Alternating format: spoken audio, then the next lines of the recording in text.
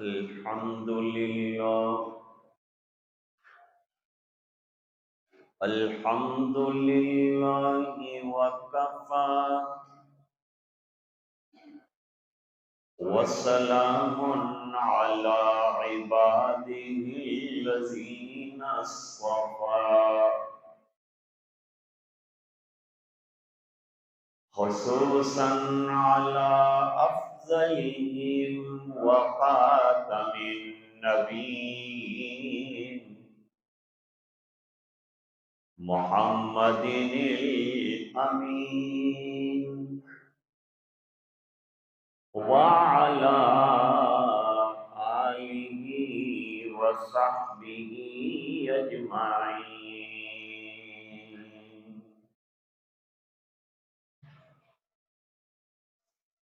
أما بعد فأعوذ بالله من الشيطان الرجيم. بسم الله الرحمن الرحيم.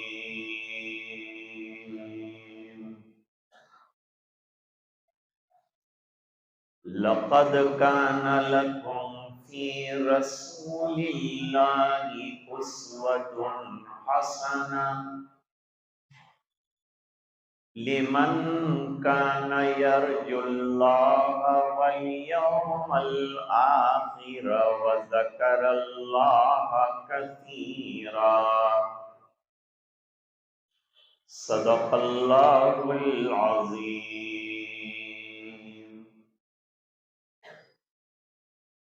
وقال النبي صلى الله عليه وسلم في حديثه الطويل: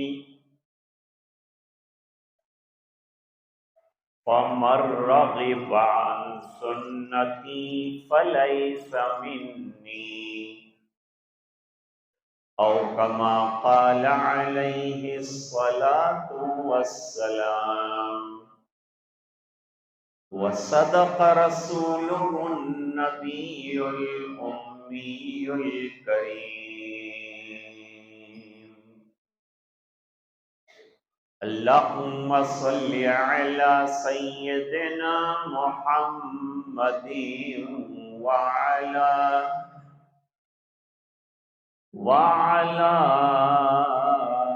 آل سيدنا محمد وبارك وسلم.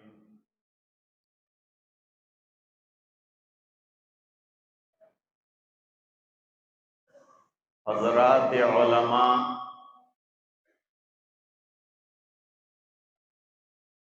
بزرگوں، دینی بھائیوں،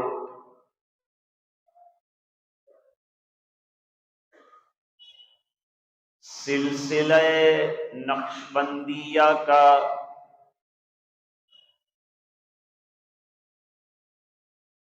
یہ سہ روزہ اجتماع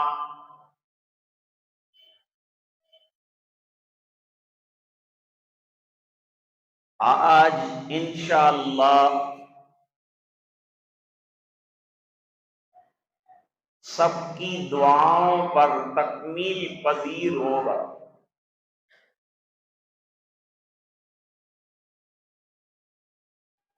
اب تک جتنی مجالس ہوئی ہیں اور جن اکابر کے ملفوظات ہم نے سنے ہیں،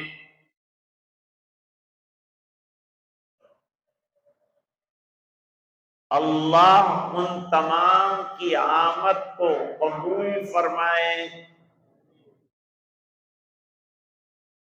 اور ان کے ارشادات پر عمل کرنے کی توفیق سعید عطا فرمائے.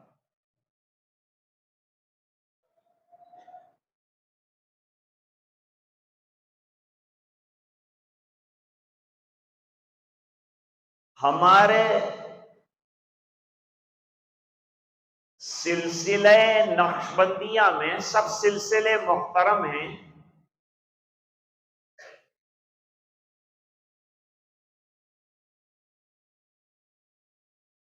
سلسلہ نقشبندیہ بہت پرانا ہے۔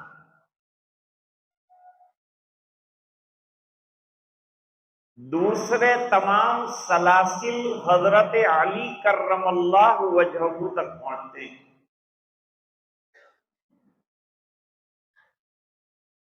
اور یہ سلسلہ حضرت صدیق اکبر رضی اللہ تعالیٰ عنہ پر پہنچتا ہے۔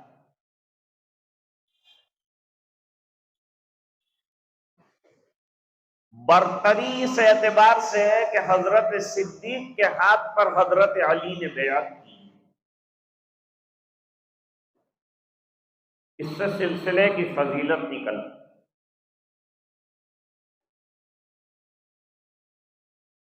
نقش بند، شاعر کہتا ہے اللہ نقش بندی، اے نقش بندے دو عالم، اے نقش بندے دو عالم، نقش چنا بے بند، کہ گوین در جہاں نقش بند نقش بند۔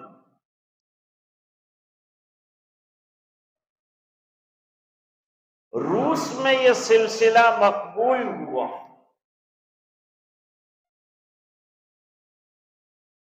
ان سلاسل کی اصلاح روحانی کے لیے ضرورت۔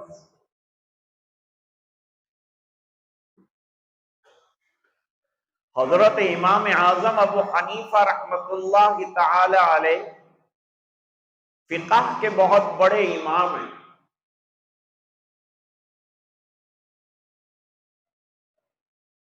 محمد ابن ادریس الشافعی رحمۃ اللہ علیہ نے فرمایا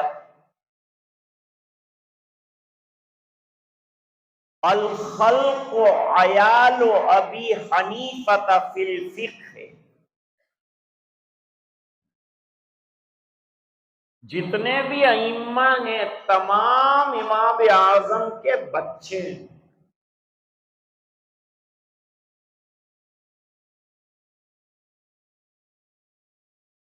اور امام اعظم ابو حنیفہ رحمۃ اللہ علیہ فرماتے ہیں تصوف کے سلسلے میں کہ لولا السنتان لہلک النعمان،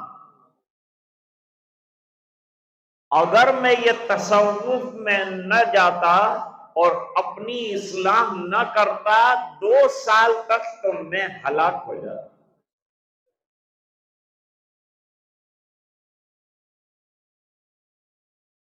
قاضی ثناء اللہ صاحب پانی پتی رحمت اللہ علیہ نے لکھا اپنی کتاب میں، پہلے مسائل بیان کیے اور فرمایا کہ یہ پوست، پھر تصوف کا بیان جب آیا تو فرمایا یہ مغز ہے جو اب میں بیان کر رہا ہوں۔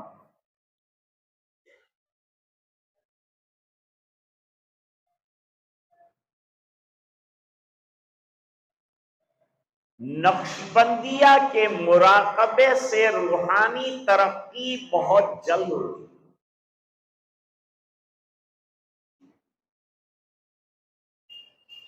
شیخ الشیخ قطب عالم حضرت الشاہ غلام حبیب صاحب رحمت اللہ علیہ اپنی مجلس میں کسی کو بیکار نہیں بیٹھنے دیتے تھے۔ بیٹھ کے کیا کرتے، ادھر ادھر کی باتیں کرو کہ چلو مراقبہ کرو، میں کراتا ہوں مراقبہ، بیٹھے کیا ہو مراقبہ کرو۔ کبھی مراقبہ آدھا گھنٹہ، کبھی پونا گھنٹہ۔ فجر کی نماز جیسے ہی ختم ہو جاتی تھی ممبر پر تشریف فرما ہو کر مراقبہ شروع کر دیتے تھے، کبھی آدھا گھنٹہ، کبھی پونا گھنٹہ، اور اشراق تک یہ سلسلہ جاری رہتا۔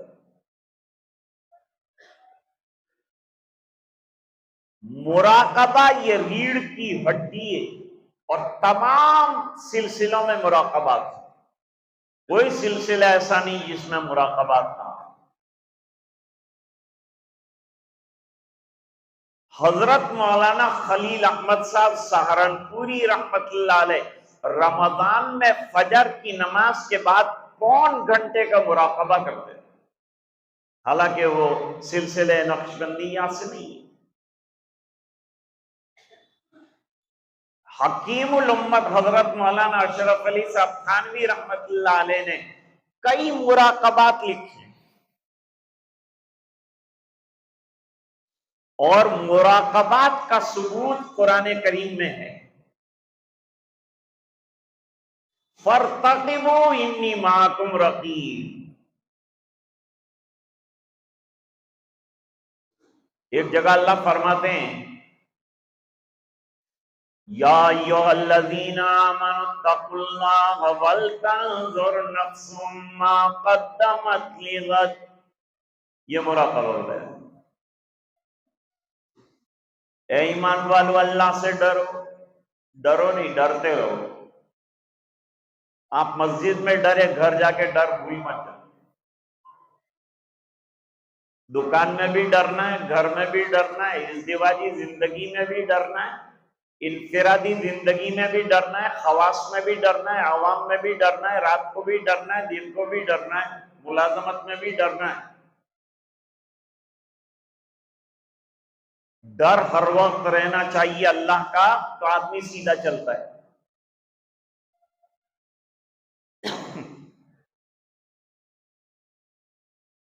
حضرت مولانا خلیل احمد صاحب سہارنپوری رحمت اللہ علیہ نے مراقبوں کی اہمیت بتلائی، بڑا اہم سلسلہ ہے۔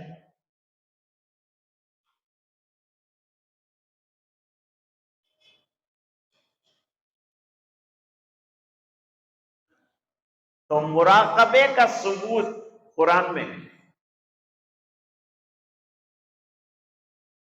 تم میں سے ہر ایک کو یہ غور کرنا چاہیے کہ اس نے کل کے لیے کیا تیاری کی ہے۔ یہ غور کرنے کا نام تو مراقبہ۔ مراقبہ کس کو کہتے ہیں؟ آدمی دھیان میں ڈوب جائے، فکر میں ڈوب جائے، اپنے من میں ڈوب کر پاجا سراغ زندگی۔ تو اگر میرا نہیں بنتا نہ بن، اپنا تو بن۔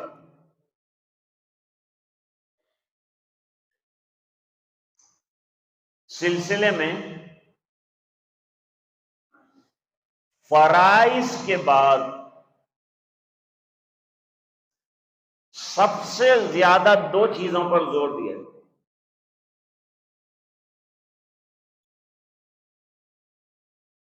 نمبر 1 اتباع سنت، یہ روح ہے سلسلے کی روح۔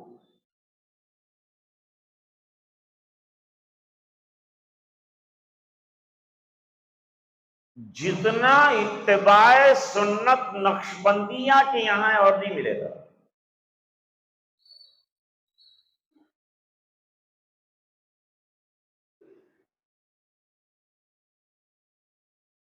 اب اتباع سنت کے بارے میں ذرا سنیے۔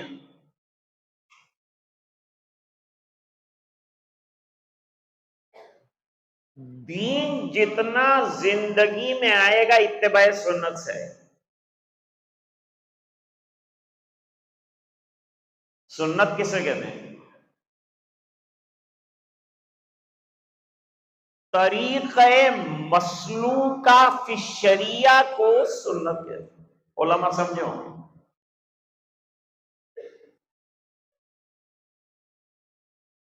یعنی وہ طریقہ جس پر چل کر حضور نے دنیا آخرت کی کامیابی بتائی۔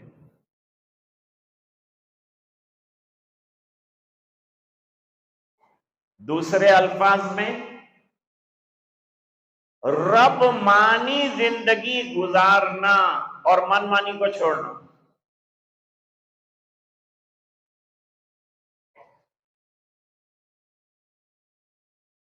دین اللہ کی مرضی سے چلنے کا نام ہے، اور اللہ کی مرضی بغیر اتباع سنت کے نہیں مل سکتی۔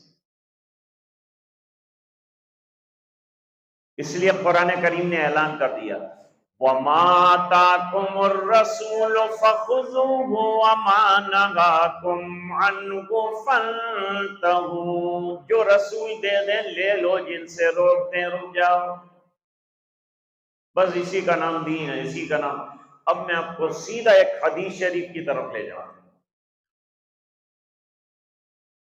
سنت پر شاہ ولی اللہ صاحب نے بہت کلام کیا ہے حجت اللہ البالغہ میں، لیکن وقت نہیں ہے اس کا، کیونکہ سنت کی کئی قسمیں ہیں۔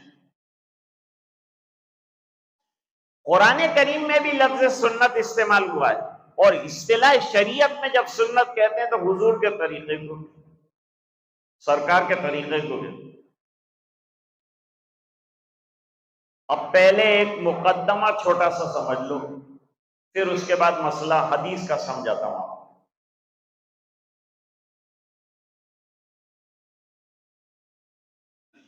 ایک ہوتا ہے شان نزول، جیسے کوئی آیت اتری، کوئی سورت اتری تو کیوں اتری، کیا وجہ ہوئی، یہ جو وجہ ہے اس کو شان نزول کہتے ہیں۔ اور ایک ہے شان ورود۔ شان ورود کس کو کہتے ہیں؟ کسی حدیث کے وجود میں آنے کے جو اسباب ہیں ان کو شان ورود کہتے ہیں۔ کیوں فرمایا حضور نے یہ ارشاد، اس کو شان ورود کہتے ہیں۔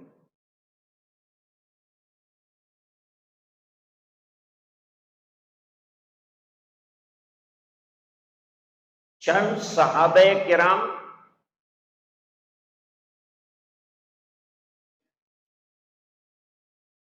یہ ازواج مطہرات کے حجروں کے پاس گئے،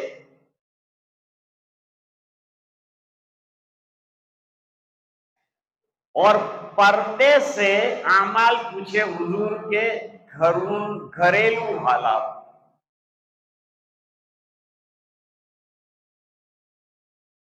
سرکار کی دو حالتیں،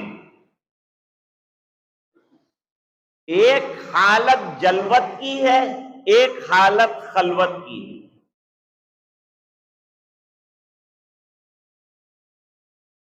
جلوت میں سرکار جو کرتے ہیں وہ تو تمام صحابہ دیکھ رہے ہیں،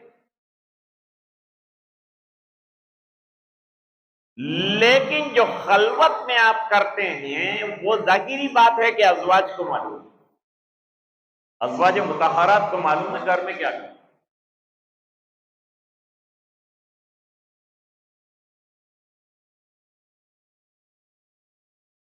اچھا، خلوت میں حضور کیا کام کرتے ہیں یہ ان کو انٹرسٹ نہیں تھا، ان کو یہ شوق تھا کہ اعمال اور اورات کیا کریں،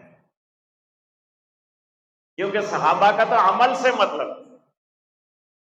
کہ بھئی جلوت والے اعمال تو ہم کر رہے ہیں، خلوت میں حضور جو کرتے ہیں وہ خلوت میں کرنے والے بن جائیں۔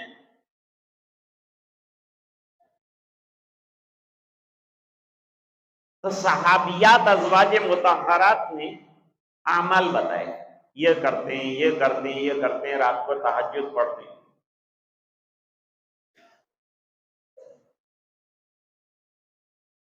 اب انہوں نے سوچا کہ ہم جنت میں اعلیٰ سے اعلیٰ مقام کیسے حاصل کریں۔ دیکھو سوچو، ہم لوگ دنیا میں اعلیٰ سے اعلیٰ کپڑا چاہتے ہیں،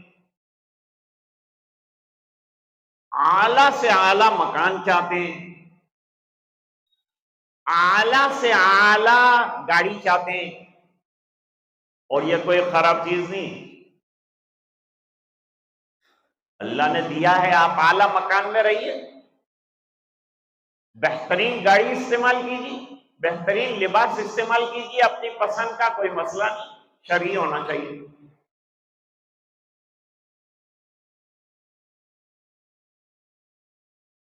لیکن جب جنت کا معاملہ آتا ہے تو کہتے ہیں کہ بس جنت خالی مل جائے تو بس کافی، اس میں اعلیٰ مقام کی محنت نہیں کرو۔ اور صحابہ جنت میں اعلی مقام حاصل کرنے کی محنت کرتے.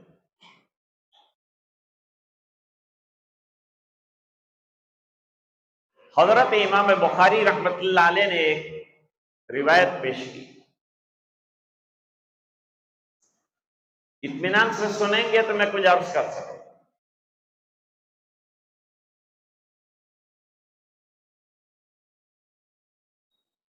جنگ بدر کا وقت آیا. یہ پہلا معرکہ اسلام اور کفر کے درمیان جس کو اللہ نے مسلمانوں کو کامیابی عطا کی.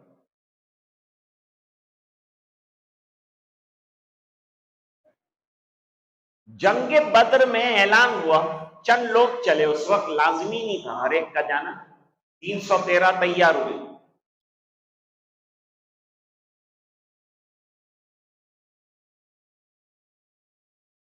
تو ایک نوجوان صحابی، ان کا نام سراقہ ابن حارث. سراقہ ابن حارثہ جو ہیں، انہوں نے اعلان سنا، ماں سے جا کے اجازت لی کہ اللہ کے راستے میں جانا چاہتا ہوں. ماں نے کہا بہت خوشی سے اللہ کے راستے میں چلا جائے.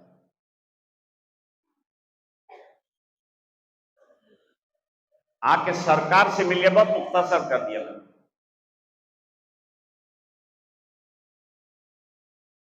آ کے حضور صلی اللہ علیہ وسلم سے ملاقات کی. میں بھی حاضر خدمت ہونا چاہتا ہوں.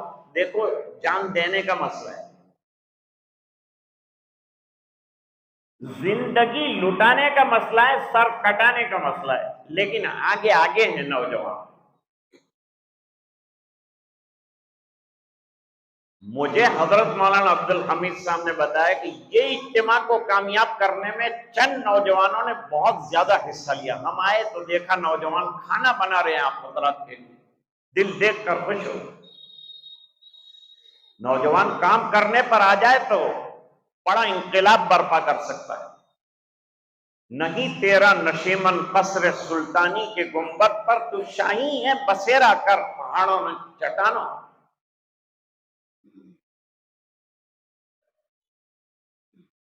گئے میدان کارزار میں تو کوئی تھالیاں کھانے کی نہیں ملتی، وہاں تو سر دھڑ کی بازی لگانی.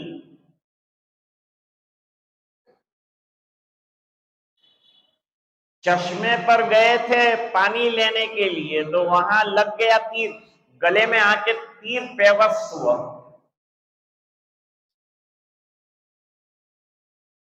اجنبی تیر کس نے مارا معلوم نہیں.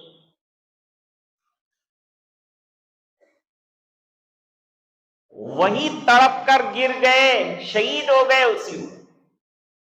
لو تمنا تھی اللہ تعالیٰ نے پوری کر دی. شہادت کی تمنا کرنا مسنون ہے. مجھے معلوم ہے آپ آمین نہیں کہیں گے.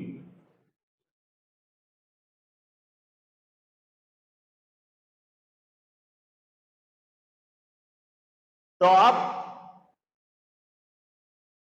حضور تشریف لائے، سرکار آئے، صحابہ آئے، دفنایا گیا. ماں جنگ کی خوشخبری سن کر نکلی اور نکل کر معلوم کیا کہ کیا حال ہے. پتا چلا کہ بیٹا شہید ہو گیا تو نکلتی ہی رہی، سرکار کا انتظار کرتی رہی. اوپر سے نیچے تک چادریں لپیٹی ہوئی ہے، بڑا اپنے آپ کو ڈھانکا ہوا ہے، چھپایا ہوا ہے. صحابہ نے امتحاناً پوچھا، جب تیرا بیٹا جوان چلا گیا تو ماتم کرنا چاہیے، ماتم کرنے کے بجائے تو نے جو ہے اپنے آپ کو چادروں میں چھپا رکھا ہے. جواب دیا میرا بیٹا مرا ہے، میری حیا زندہ ہے. یہ چادریں حیا کی غماز. مجھے پتا چل گیا میرا بیٹا شہید ہے. میں دربار رسالت میں حاضر ہو رہی. آ کر سرکار سے پوچھا کہ میرا بیٹا جوان اللہ کے راستے میں کام آ گیا تو اس کو جنت ملی کہ نہیں؟ اگر نہ ملی ہو تو کیا کرے گی؟ تو کروں گی، مانگوں گی، اللہ کو راضی کروں گی۔ یہ بہت بڑا کام، اللہ کو راضی کرنا، اللہ سے منوانا بڑی کا۔ تہجد میں کیا کرنا ہے؟ رونا ہے، اللہ سے منوانا ہے، مانگنا ہے۔ وہ مانگنے کا ٹائم۔ غوث اعظم فرماتے ہیں تہجد ولایت کی پہلی سیڑھی۔ اور حکیم اختر صاحب رحمت اللہ علیہ فرماتے تھے کہ ذکر کا ناغا یعنی روح کا فاقہ، ذکر تو کرنا ہی پڑے گا ورنہ دل مردہ ہو جائے۔ دل کو زندہ کرنا ہے۔ دل مردہ دل نہیں ہے، اسے زندہ کر دوبارہ، کہ یہی ہے ملتوں کے مرض کہن کا چارہ۔ دل مردہ کو زندہ کرو۔ اور نہ مال سے ہوگا زندہ، نہ اولاد سے ہوگا، نہ گھروں سے ہوگا۔ تسلی کسی طرح دل کو ملتی، دل کو تو اس کی چیز ملے گی تو سکون۔ نہ دنیا سے، نہ دولت سے، نہ گھر آباد کرنے سے، اور تسلی دل کو ملتی ہے خدا کو یاد کرنے سے۔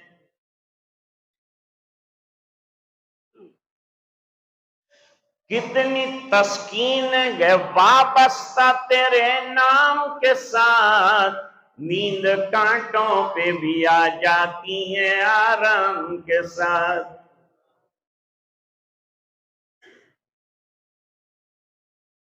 سرکار نے فرمایا جنت کوئی چھوٹی جگہ تھوڑی،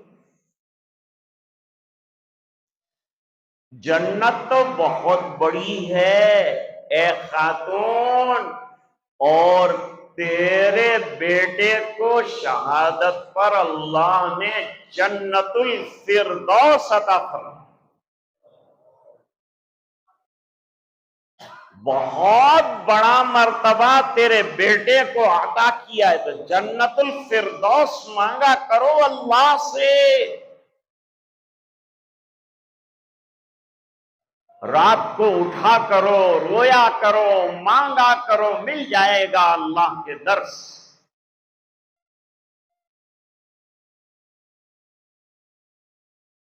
یہ تین حضرات، تین صحابہ عبادت کے شوقین، سب صحابہ عبادت کے شوقین۔ کہاں عبادت ملتی ہے، کہاں عمل ملتا ہے، وہاں دوڑتے ہیں۔ اور ایک مرتبہ حضور نے کہہ دیا تو پھر چھوڑتے بھی نہیں۔ حضرت ابو ہریرہ رضی اللہ تعالیٰ عنہ غزوہ خیبر کے بعد مسلمان ہوئے۔ فرماتے ہیں اوصانی خلیلی، میرے خلیل نے، میرے نبی نے، میرے پیارے آقا نے مجھے تین وصیتیں۔ ایک وصیت کی کہ چاشت کی نماز مت چھوڑنا، میں پابندی سے پڑھوں۔ نمبر 2، ایام 20 کے روزے مت چھوڑنا، یعنی چاند 13، 14، 15۔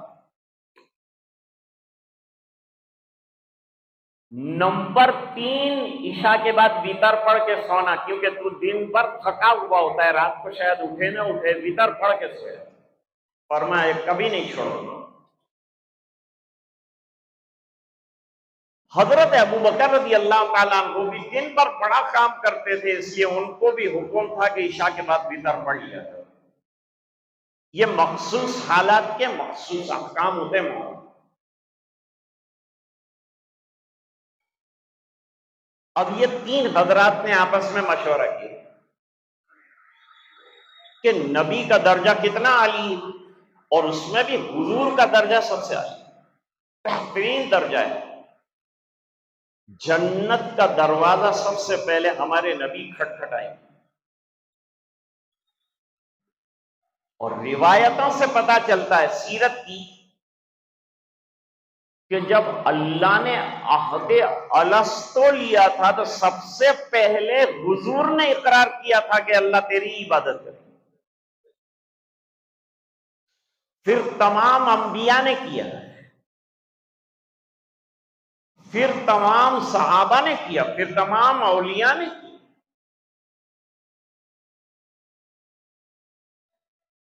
انہوں نے کہا حضور تو دروازہ کھٹکھٹانے والے، سرکار کا درجہ تو نہایت عالی شان ہے، نہایت اونچا ہے، وہاں تک تو پہنچنا ہمارے لیے دشوار ہے۔ یہ صحابہ کا آپس کا مشورہ ہے۔ اعمال زیادہ کیسے کیے،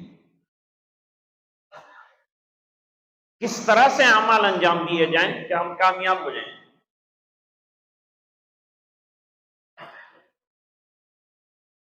تین بزنس مین ملیں گے تو تجارت میں کیسے کامیاب ہو جائے، کون سا سودا کرنا چاہیے، کون سا بزنس کرنا چاہیے، اس پر غور کرے گا۔ تین عورتیں ملے گی تو تو نے آج کیا کھایا، تو نے کیا پکایا، اسی پر بحث ہو۔ لیکن صحابہ آپس میں ملتے تھے تو دین کی بحث۔ یہ مجالس جو ہے نا بڑی قیمتی ہے، حضرت کی مجالس ہر ماہ ہوتی ہے، اس میں شامل ہونا چاہیے۔ آپ کی ہوتی ہے حضرت کی یہاں مجالس میں شامل ہوا کرو، دل جوان ہو جائے گا، روح تڑپ جائے گی، اور یہ پژمردگی ختم ہو جائے گی۔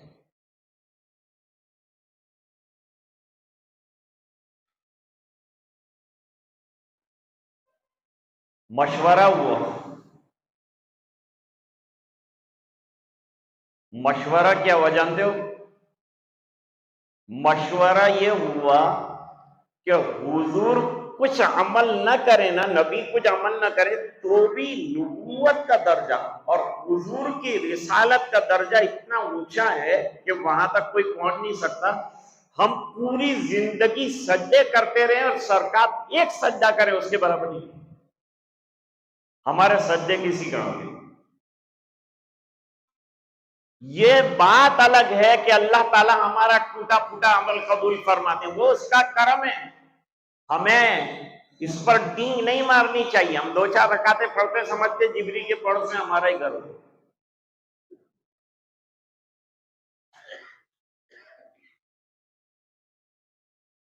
ایک صحابی کو اب غور کرنے کی بات ہے، یہ جو لوگ جا رہے ہیں تو جانا نہیں چاہیے، بیٹھنا چاہیے۔ اب ایک صحابی جو تھے انہوں نے کہا کہ حضور کے اعمال کو تو ہم پہنچ نہیں سکتے، لیکن ہم کو چاہیے جنت میں اعلیٰ درجہ۔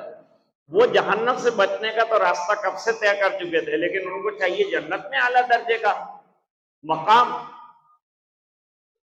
تو کیا کریں؟ ایک نے کہا کہ دن کے اندر کھانے میں ٹائم بہت جاتا، حالانکہ صحابہ کرام ناشتہ تو کرتے ہی نہیں، عرب میں ناشتہ ہوتا ہی نہیں۔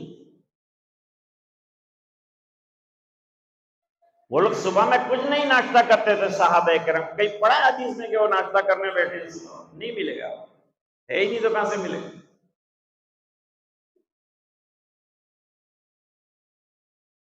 یہ امت ایسی ہے نا، اتنی بولی ہے۔ ایک جگہ وہ مقرر کہہ رہا تھا عشاء کی 18 نماز ہے کہ نہیں، 18 رکعت، سب آ گیا، الگ 17 رکعت تھے۔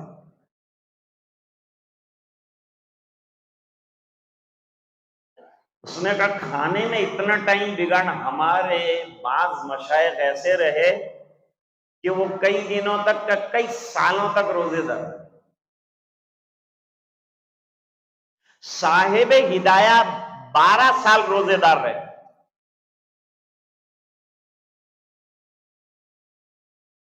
امام بخاری رحمت اللہ علیہ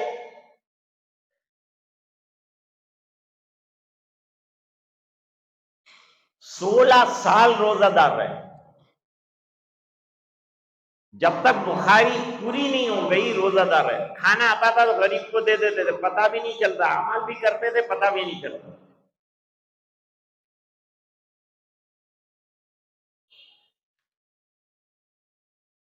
ایک بزرگ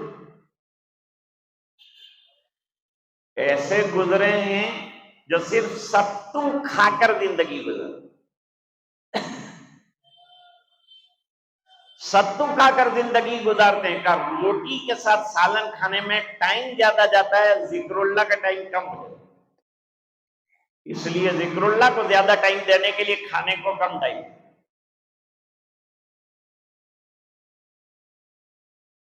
تو انہوں نے طے کر لیا کہ اب میں روزہ رکھوں گا. روزے میں یہ فائدہ ہے کہ روزے کا ثواب، اور دوسرا یہ کہ جو ٹائم فری بچے گا وہ سب تلاوت میں لگاؤں گا، ذکر اللہ میں لگاؤں گا، اللہ کی طاعت میں لگاؤں گا، اللہ کی عبادت میں لگاؤں گا. تو یہ ریمیننگ ٹائم ان دی بات کتنا ٹائم بچ جائے گا. بھائی یہ آئیڈیا اچھا لگا آپ کو؟ یہ ترتیب اچھی لگی کہ نہیں؟ اچھا سوچا ہے نا انہوں نے، اچھا سوچا ہے. زیادہ عبادت، زیادہ نفلیں پڑھنے کا طریقہ، تدبیر، آدمی نیکی کا ارادہ کرے تو اس کو راستے ملتے ہیں، اور بیٹھا رہے گا تو کچھ نہیں ملے گا. جیسے حضرت نے فرمایا کہ بیٹھے رہو تو کچھ نہیں ملتا، محنت کرنی پڑتی ہے تب جا کر. ایک حدیث حاصل کرنے کے لیے حضرت جابر بن عبداللہ نے 1 مہینے کا سفر کیا.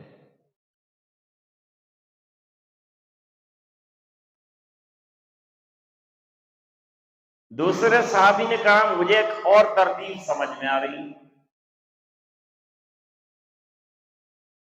وہ ترتیب یہ ہے کہ رات کو بہت بڑا حصہ ہم لوگ سو جاتے ہیں. بھائی اب روزانہ جاگنا ہر ایک کے بس کا روگ ہے بھی نہیں. حدیث شریف میں فرمایا لِنَفْسِكَ عَلَيْكَ حق وَلِجَسَدِكَ عَلَيْكَ حق. تیرے نفس کا بھی حق ہے، تیرے جسم کا بھی حق ہے، وہ بھی ادا کرنا ہے، اور اللہ کا بھی حق ہے، وہ بھی ادا کرنا ہے. تو رات کو سونا نہیں ہے، جاگنا بھی ہے. رات کو آرام بھی کرنا ہے، جاگنا ہے. اس کی حدیث ہے بہت لمبی، لیکن اس کے وقت انہوں نے کہا میں رات کو جاگ لیا کروں. حضور رات کو جاگتے بھی ہیں اور رات کو آرام بھی فرماتے. ان کا ترتیب بھی عمل کو بڑھانے کے لیے. رات کی عبادتیں بہت مقبول ہیں. ہمارے اللہ والے رات کے آنے کا ایسا انتظار کرتے ہیں جیسے کہ دلہا دلہن کے آنے کا انتظار کرتے.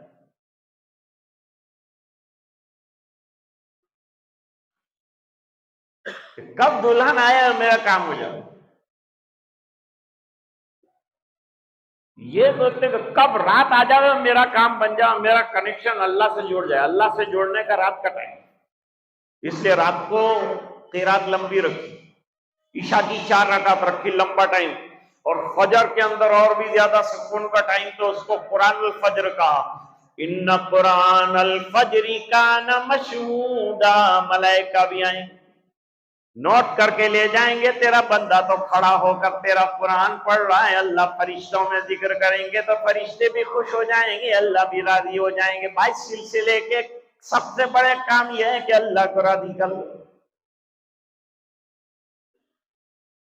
کوئی بھی سلسلہ ہو،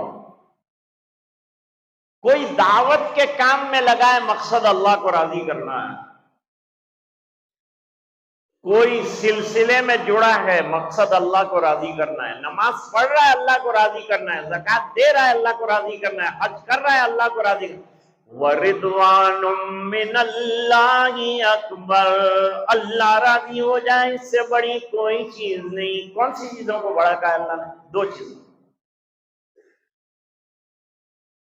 2 چیزوں کو اللہ نے بڑا قرار دیا. اور اللہ جسے بڑا کہے وہ بڑا ہوگا کہ نہیں؟ ظاہری بات ہے بڑا ہوگا.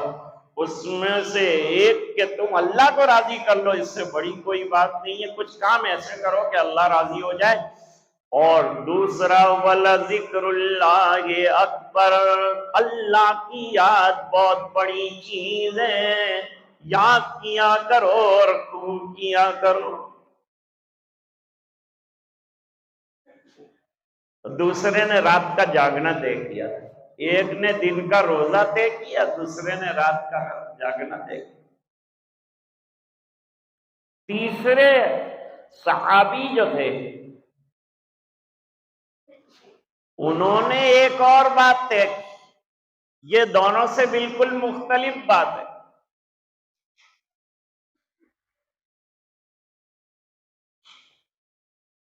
تیسرے صحابی نے سوچا کہ شادی بڑا لفڑے والا کام،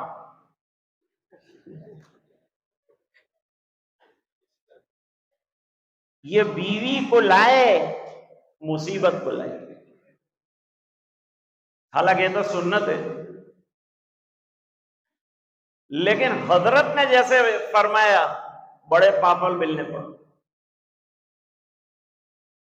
وہ پاپڑ کیا ہے بھائی؟ کمائی حلال لاؤ، بچوں کے منہ میں بھی دو، ایک راستے میں ہے، ایک گود میں ہے، ایک پیٹ میں ہے، سب کا انتظام کرو، یہ سب نظام ہے۔ ایک کو ٹریٹمنٹ دیتے دوسرا بیمار ہوتا ہے، دوسرے کو ٹریٹمنٹ دیتے تیسرے کو پاخانے ہوتے۔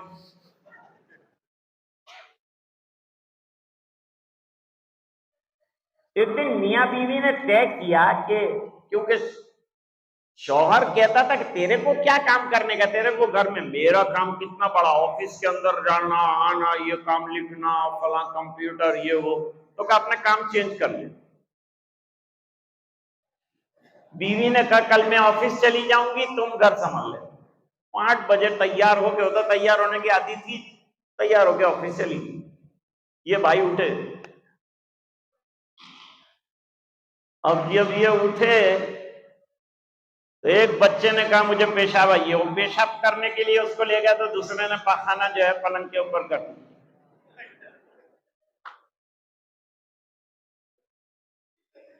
ادھر جو ہے ابھی یہ دونوں کو سنبھالتا تھا کہ وہاں ڈور بیل بجی، دودھ والا ہے، دودھ گرم کرنے کے لیے رکھا تو وہاں تیسرا بچہ چلایا، اس کے پاس گئے تو یہاں دودھ ابل گیا،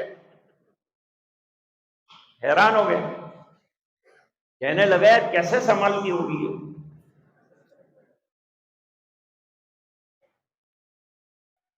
بچوں نے کہا ناشتہ لاؤ، بریک فاسٹ دو، بھوک لگی ابا، آملیٹ بناؤ۔ اس نے کہا میرے کو تو آملیٹ زندگی میں نے بنایا نہیں ہے، اور ریڈیو کھول دیا، اس زمانے میں ریڈیو کا زمانہ تھا، تو ریڈیو کھولا، ریڈیو کے اوپر جو ہے بریک فاسٹ بنانے کی ترکیب آ رہی، تو بچے بھی سب آ کے بیٹھ گئے، ابا جان بریک فاسٹ کی ترکیب سن رہے ہیں، اور وہاں آملیٹ بناتے جا رہے، توا کے اوپر جو ہے انڈا ڈالا ہوا ہے، اور ادھر سے ادھر پلٹ رہے ہیں، اور وہ سن رہے ہیں کہ اب یہ کرنا ہے، اب یہ کرنا ہے۔ اتنے میں بچے نے اسٹیشن بدل دیا، اس کے اندر آیا الٹے ہو جاؤ۔ اچھا کہا کہ الٹے بھی ہونا پڑتا ہے آملیٹ بنانے۔ ارے بھائی میں تو ابھی تو 2 گھنٹے بھی نہیں ہوئے، میں حیران ہو گیا۔ تو اللہ تعالیٰ نے عورتوں کو بڑے کمالات سے ہمارے گھر کیسے سنبھالتی ہیں، کیسی حفاظت کرتی ہیں، ہماری عزت کی حفاظت، ہمارے مال کی حفاظت، ہمارے بچوں کی تربیت، ان کا بڑا احسان مانو، ان کا شکریہ ادا کرو۔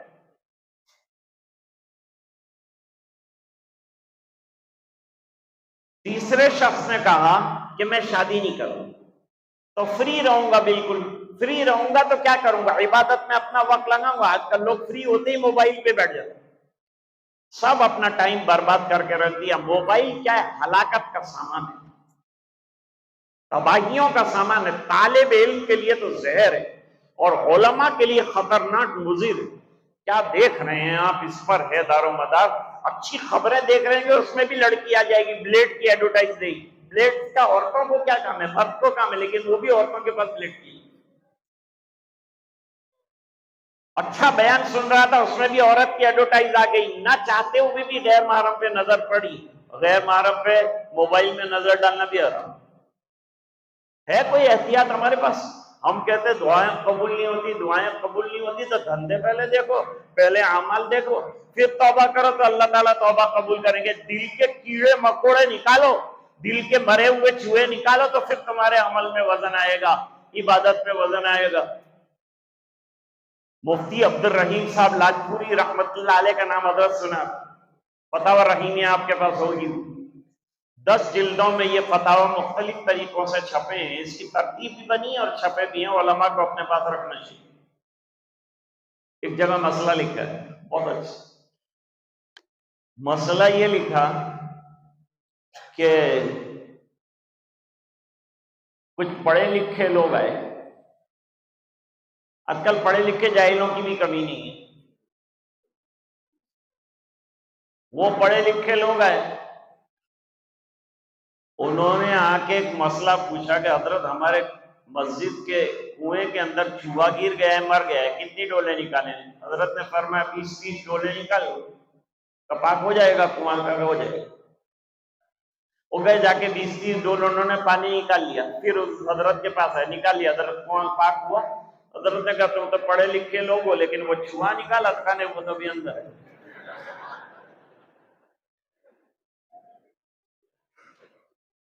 اب اللہ کے بندے اپنے آپ کو پڑھا لکھا کہتے ہیں، ہم لوگوں کو نیرو مائنڈڈ کہتے ہیں، مولویوں کو تنگ نظر کہتے ہیں، اور تمہاری وسعت نظر کو کیا دھوکا ہو گیا کہ تم نے چوہا نہیں نکالا ہے۔ چوہا جب تک رہے گا کتنا بھی پانی اندر ڈالو گے وہ سب ناپاک ہی رہے گا، تم وضو نہیں کر پاؤ گے۔ آ رہی ہے بات سمجھ میں؟ پھر حضرت نے نیچے لکھا ہے کہ جیسے چوہا نکالے بغیر کتنی بھی ڈول پانی نکالو کنواں پاک نہیں ہوتا، اس طرح دل کی دنیا میں مرے ہوئے تکبر کے، بغض کے، عداوت کے، حسد کے، کینہ کپٹ کے چوہے مرے پڑے ہیں، تو تیری نماز میں اور تیری دعا میں جان کہاں سے آئے گی؟ تیری قنوت نازلہ کہاں جائے گی؟ یہ 3 حضرات، ارے آج تو دیوار کے بھی کان ہیں، یہ 3 حضرات نے تو اچھا فیصلہ کیا تھا کہ زیادہ سے زیادہ اعمال انجام دیں گے۔ آج ہم لوگ کم عمل والا شارٹ راستہ تلاش کرتے ہیں، مولانا شارٹ کٹ بتاؤ جنت میں جانے۔ ایک جگہ حضرت امام صاحب عشاء میں انا اعطینا اور قل هو اللہ پڑھتے تھے، تو ایک مقتدی نے چند دن پڑھنے کے بعد کہا کہ حضرت اس سے چھوٹی کوئی صورت ہے؟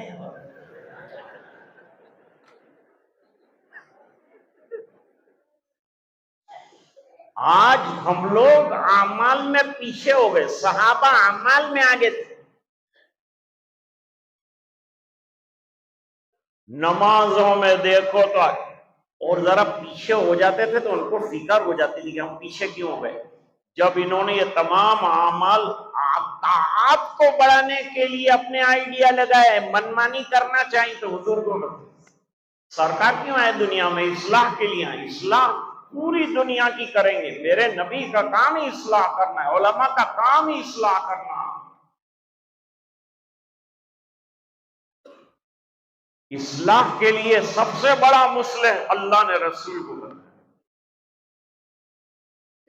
اس کی اصلاح بھی بڑی حکمتوں کے ساتھ ہوتی ہے۔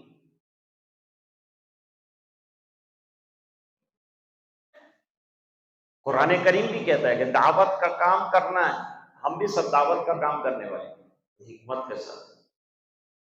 فرمایا ادعو الی سبیل ربک بالحکمت والموعظۃ الحسنہ وجادلہم باللتی ہی احسن ان ربک هو اعلم بمن ضل عن سبیلہ وَهُوَ أَعْلَمُ بِالْمُهْتَدِينَ۔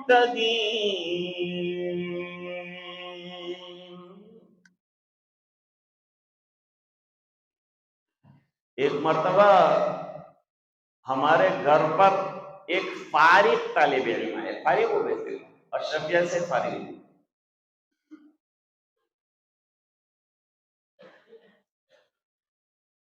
وہ آئے، ملے، مجھ سے ملے، تو میں نے کہا کیسے آنا ہوا؟ کہا حضرت سے ملاقات، یعنی میرے والد صاحب سے ملاقات کرنا چاہیے۔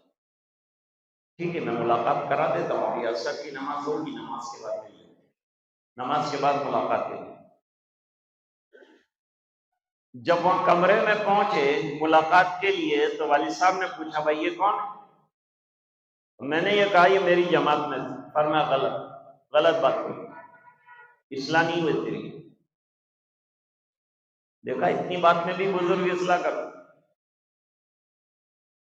اصلاح کی بات کہی، کہا تو نے غلط بات کہی۔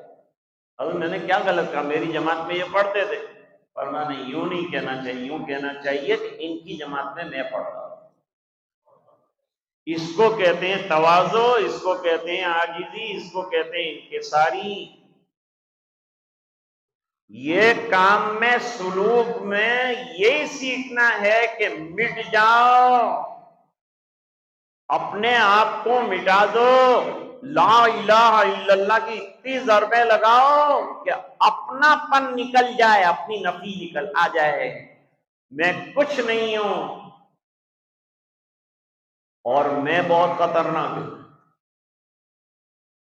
بکری بیچاری ذرا میں کرتی ہے تو اس کو قصاب لٹا دیتا ہے، لٹکا دیتا ہے، چمڑا کاٹ دیتا ہے، ٹکڑے کر دیتا ہے، لوگوں کو کھلا دیتا ہے، اس کی حیثیت اور اس کا وجود میں کی وجہ سے ختم ہو جاتا ہے۔ لیکن دوستو ایک ہوتی ہے کالی کلوٹی مینا، اس کو پنجرے میں رکھا ہے، پھل دیتے ہیں، کھلاتے ہیں، فروٹ کھلاتے ہیں، اور اس کو پوچھتے ہیں کہ تو کون ہے؟ تو وہ کہتی ہے میں ہوں ہی، میں کیا ہے؟ جب اپنی نفی کی تو اس کو پنجرے میں سنہرے رکھا ہے، اس کو کھلا رہے ہیں، پلا رہے ہیں، زندگی طویل ہو رہی ہے، اس نے میں کہا خطرے میں آ گئی، اس نے میں نہ کہا تو اللہ نے عافیت دی۔ مٹا دے اپنی ہستی کو اگر کچھ مرتبہ چاہے کہ دانا خاک میں مل کر گلو گلزار ہو۔ نبی کریم صلی اللہ علیہ وسلم نے یہ 3 افراد کی بات سن لی، سننے کے بعد منبر پر تشریف لائے، عام اصلاح فرمائی نبی کریم صلی اللہ علیہ وسلم نے۔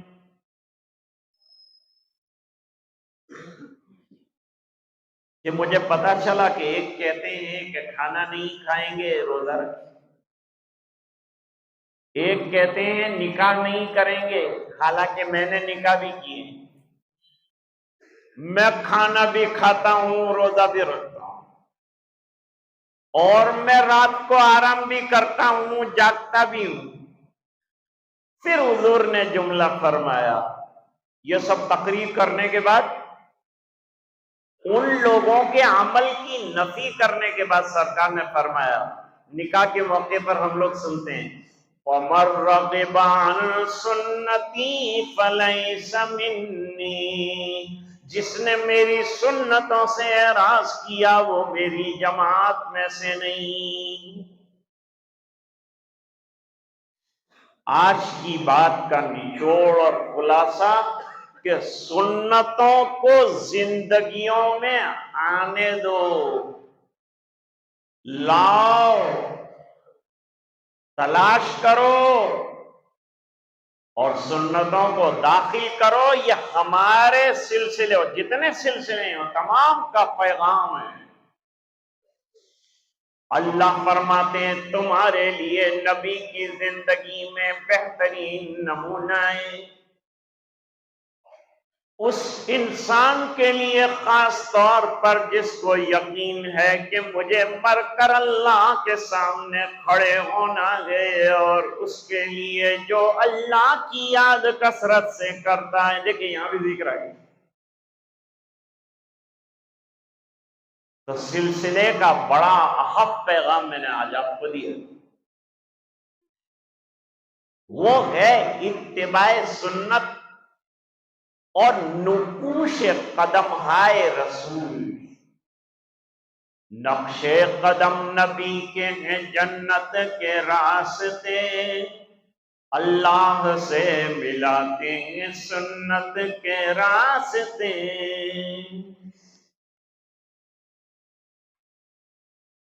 آپ 3 دنوں سے سن رہے ہیں الحمدللہ، سلسلے کی چند باتیں آپ کے سامنے آئی ہوں گی۔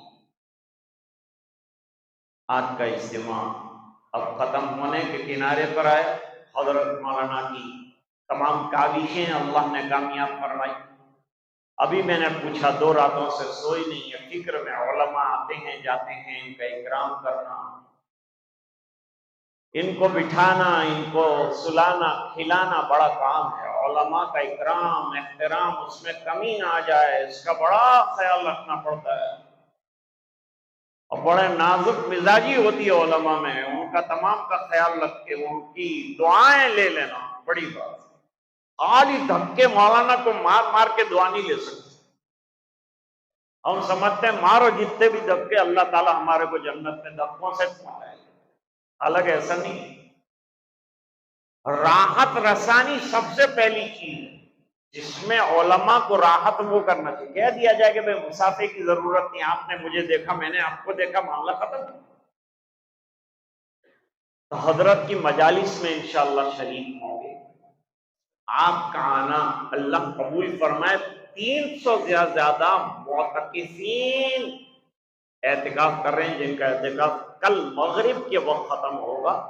اللہ تعالیٰ کے اس اعتکاف کو ہمارے اجلاس کی کامیابی کا اور دخول جنت کا ذریعہ بنائے۔